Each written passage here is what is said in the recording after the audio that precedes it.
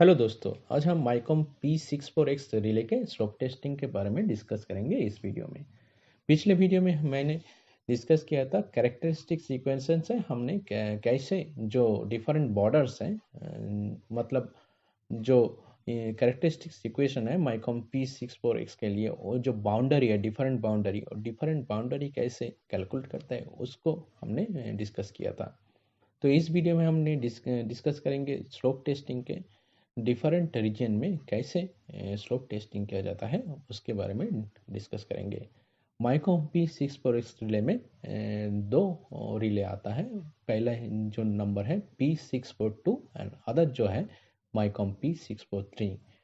P642 जो relay है उसमें सिर्फ टू वाइंडिंग सीटी का प्रोविज़न है, और जो P643 रिले है और थ्री सीटी का प्रोविज़न है। मेनली जो थ्री वाइंडिंग ट्रांसफार्मर है उसके लिए P643 रिले यूज़ किया जाता है, और जो टू वाइंडिंग ट्रांसफार्मर होता है उसके लिए P642 रिले यूज़ किया जाता है।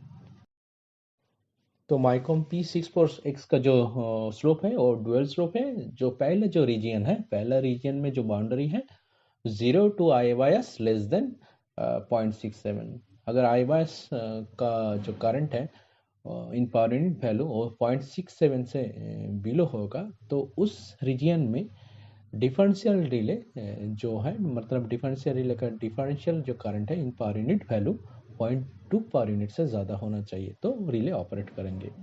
तो पहले हम देखेंगे रिले स्टेबल होता है, रिले का स्टेबल कंडीशन क्या होता है। तो हम एक पॉइंट कंसिडर करेंगे बिल्कुल बॉर्डर रीजन के पास।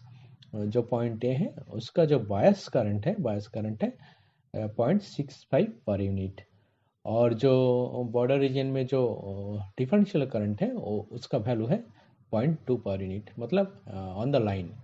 So on the line relay trip नहीं करना चाहिए। तो ये करंट हम कैलकुलेट करेंगे, और ये करंट हम फ्रॉम करंट इंजेक्शन सेट से देखेंगे ये जो करंट में differential relay stable condition maintain करता है और नहीं।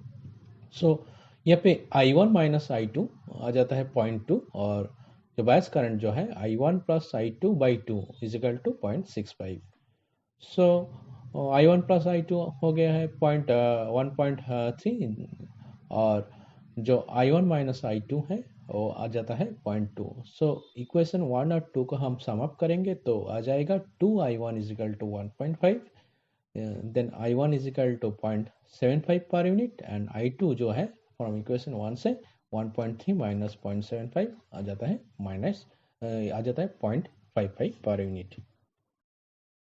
तो पिछले वीडियो में हमने देखा था कैसे मैचिंग फैक्टर कैलकुलेट करता है। तो मैचिंग फैक्टर जो एच बी का जो होता है वो H B C T ratio divided by H B full load current होता है। तो यहाँ पे जो ट्रांसफार्मर का जो कैपेसिटी है वो 50 MV है, और H P full load current जो है 218 एम्पियर इन राउंड फिगर, और जो एल का जो फुल लोड करंट है वो 875 एम्पियर है। So L V C T ratio है 1000/1 और H B C T ratio है 300/1। तो मैचिंग फैक्टर जो एच पी का है वो आ जाता है 300/218। और पावर यूनिट करंट में कन्वर्ट करने के लिए किसी भी करंट को, दैट इज एच पी का जो पावर यूनिट करंट है I1 is equal to I P divided by 300, मतलब 300/1 है C T ratio, primary current I P है, उसको 300 से डिवाइड करेंगे तो सेकेंडरी वैल्यू आ जाएगा, और उसको जो मैचिंग फैक्टर से मल्टीप्लाई करेंगे तो पर यूनिट वैल्यू आ जाएगा। तो मैचिंग फैक्टर है 300/218। लेकिन जो I2 मतलब एल का जो पर यूनिट क्वांटिटी में वैल्यू आता है उसका आ जाएगा I2 is equal to I S divided by 1000 जो है एल का सी टी रेशियो है, और आई एस है primary current in the L side. So उसको मैचिंग फैक्टर से मल्टीप्लाई करेंगे तो पर यूनिट में वैल्यू आ जाएगा।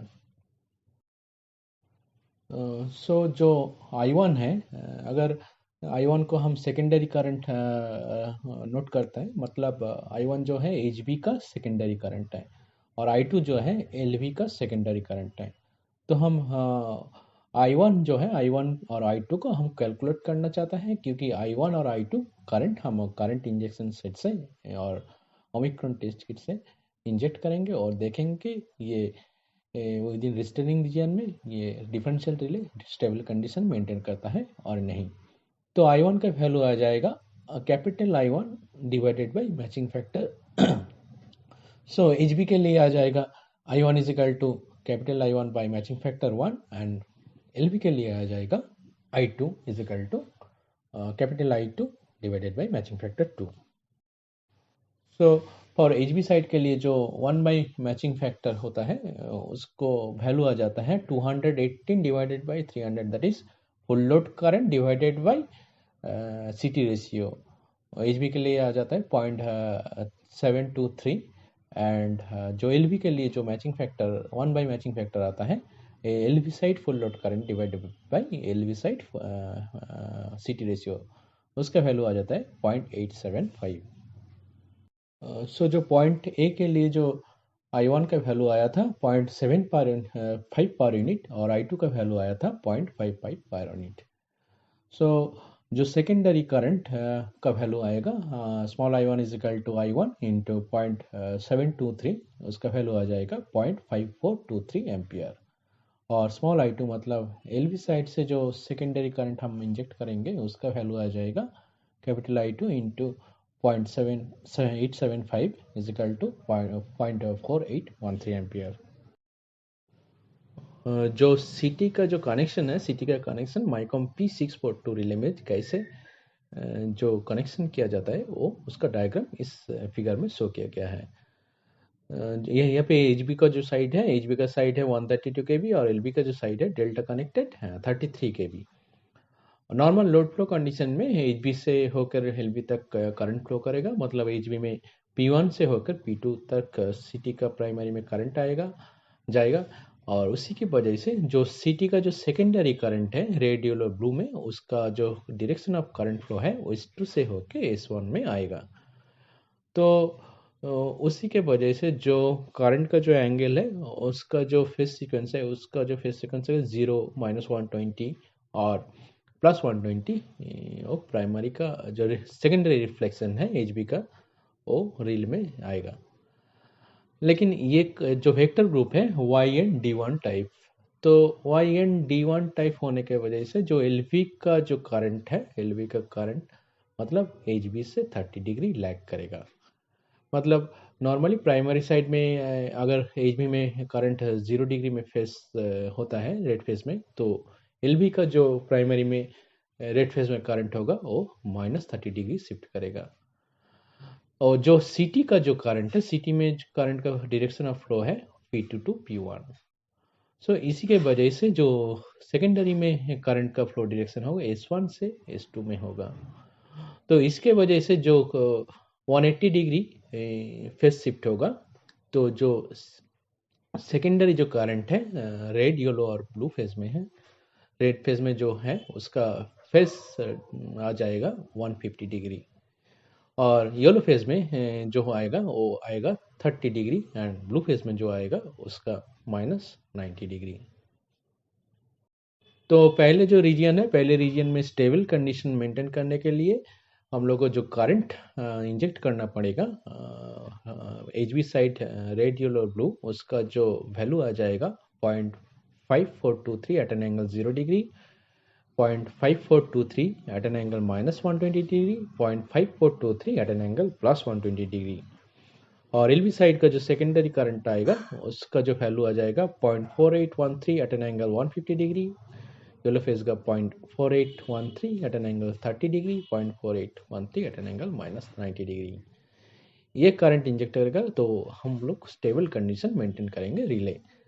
तो इससे ज़्यादा करंट होगा डिफरेंशियल करंट, अगर इंटरनल फॉल्ट होता है तो जो एंगल होगा एंगल चेंज होगा डेविएट होने की वजह से, जो ID है ID 0.2 से ज़्यादा होगा और differential relay trip signal send करेंगे। सो नेक्स्ट हम कैलकुलेट करेंगे जो नेक्स्ट फर्स्ट स्लोप है 30% स्लोप के अंदर डिफरेंशियल रिले कैसे स्टेबल कंडीशन मेंटेन करता है और उसके बाद जो ट्रिपिंग का जो रीजन है ट्रिपिंग रीजन में कैसे ऑपरेट करता है।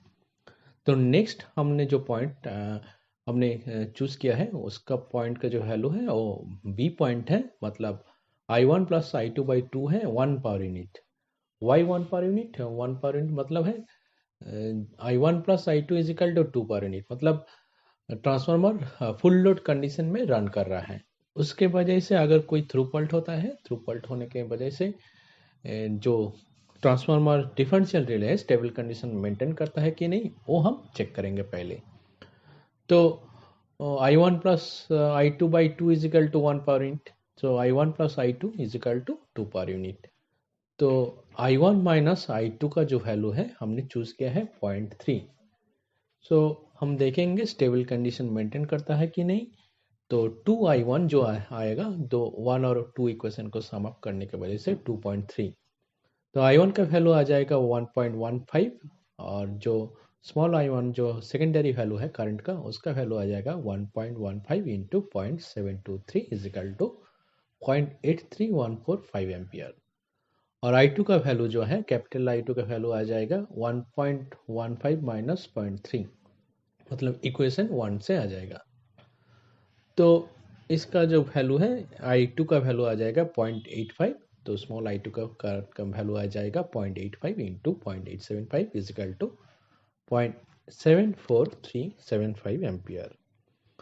तो जो करंट हमको इंजेक्ट करना पड़ेगा under full load condition, so that differential relay maintain stable condition, उसका वैल्यू आ जाएगा पर secondary value of red, yellow and blue phase जो HV के लिए आएगा वो 0.83145 at an angle 0 degree, 0.83145 at an angle of minus 120 degree, 0.83145 at an angle plus 120 degree. और LV साइड के लिए जो वैल्यू होगा वो 0.74375 at an angle 150 degree, 0.74375 at an angle 30 degree, 0.74375 at an angle minus 90 degree. तो हम देखेंगे relay stable condition maintain करता है। अगर कोई इंटरनल फॉल्ट होता है, जो करंट का जो एंगल है, एंगल डिविएट करेगा, डिविएट करने की वजह से डिफरेंशियल करंट जो है 30% स्लोप से ज़्यादा हो जाएगा, तो differential relay trip signal send करेंगे। नेक्स्ट जो रीजन है, मतलब 50% रीजन, मतलब बायस का जो रेंज होगा वो 0.67 से ज़्यादा होगा, लेकिन जो हाई सेट का जो वैल्यू है वाई डिफरेंशियल हाई सेट से कम होना चाहिए। तो इस रीजन में हम एक पॉइंट सेलेक्ट करेंगे, उसके वजह से जो अगर थ्रू फॉल्ट होता है, थ्रू फॉल्ट कंडीशन में रिले स्टेबल कंडीशन मेंटेन करता है कि नहीं, वो चेक करेंगे। सो हमने चूज़ किया है जो बायस का पॉइंट 3.2 पर यूनिट। सो 3.2 पर यूनिट होने के वजह से जो सी का जो पॉइंट है, सी का पॉइंट का वैल्यू हम कैलकुलेट करेंगे। मतलब 50% स्लोप का जो बॉर्डर रीजन है, बॉर्डर रीजन में सी पॉइंट का जो वैल्यू है, उसका क्या वैल्यू होता है उसको कैलकुलेट करेंगे। तो एस के बराबर अगर हॉरिजेंटल एक्सिस का जो पैरेलल में एक लाइन ड्रॉ करेंगे, तो जो डी जो पॉइंट है, वो डी पॉइंट जो है वो सी और 3.2 का जो वैल्यू है उसमें इंटरसेक्ट करेगा। तो जो डी और जो 3.2 का जो वैल्यू है, उसका जो वाई एक्सिस का वैल्यू है, उसका वैल्यू है 0.2 पर यूनिट। और हम डी जो एफ पॉइंट है, मतलब एफ पॉइंट से अगर एक हॉरिजॉन्टल एक्सिस के बराबर एक पैरेलल लाइन क्रॉस करेंगे, ड्रॉ करेंगे, तो सी और डी के अंदर एक पॉइंट मिलेगा, उसका पॉइंट आ जाएगा ई। तो 30% स्लोप के अंदर जो ट्राइंगल है एफ जी ए, जो ए और जी का वैल्यू है, ए और जी का वैल्यू आ जाएगा 3 माइनस 0.67, तो उसका वैल्यू आ जाएगा 2.33 पर यूनिट। और जो स्लोप है 30%, तो एफ जी का जो वैल्यू आ जाएगा 2.33 इंटू 0.3 इज इक्वल टू 0.699। सो डी का वैल्यू आ जाएगा 0.699। और जो एफ ई सी जो ट्राइंगल है, उसका ट्राइंगल में जो स्लोप है वो 50% स्लोप के अंदर पड़ता है। और जो एफ ई का जो वैल्यू है उसका वैल्यू आ जाएगा 0.2। और इसी के वजह से जो वर्टिकल लाइन का जो पॉइंट है, मतलब सी, उसका वैल्यू आ जाएगा 0.2 इंटू 0.5 इजिकल टू 0.1। तो जो वर्टिकल मतलब डिफरेंशियल करंट है बॉर्डर लाइन के लिए, उसका वैल्यू आ जाएगा 0.2 plus 0.699 plus 0.1 is equal to 0.6 plus 0.2 मतलब 0.899 प्लस 0.1 मतलब 0.999 0.999 मतलब 0.1 हम कह सकते हैं। तो हमने जो डिफरेंशियल रिले का जो डिफरेंशियल करंट है उसका थोड़ा कम एज्यूम किया है, that is 0.99, that is I1 minus I2 is equal to 0.99। तो इस पॉइंट में रिले स्टेबल कंडीशन मेंटेन करना चाहिए और जो करंट है थ्रू फॉल्ट में करंट का जो वैल्यू होगा एल बी साइड और एच बी साइड का उसका कैलकुलेट करेंगे। तो इक्वेशन 1 में आ जाता है I1 minus I2 is equal to 0.99 और I1 plus I2 by 2 is equal to 3.2। So equation 2 में आ जाता है I1 plus I2 is equal to 6.4।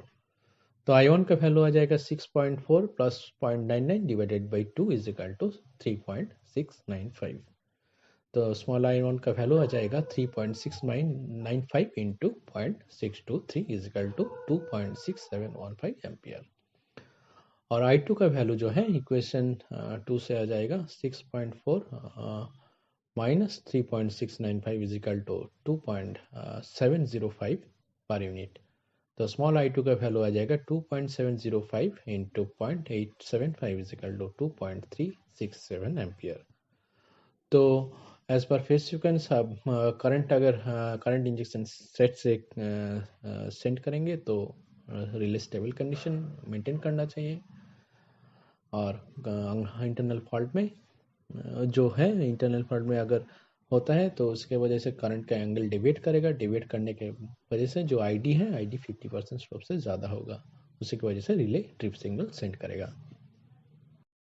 So friends, आपको ये वीडियो पसंद आया तो मेरे चैनल को सब्सक्राइब कीजिए और जो बेल आइकन है बेल आइकन को प्रेस कीजिए। Thank you for watching this video.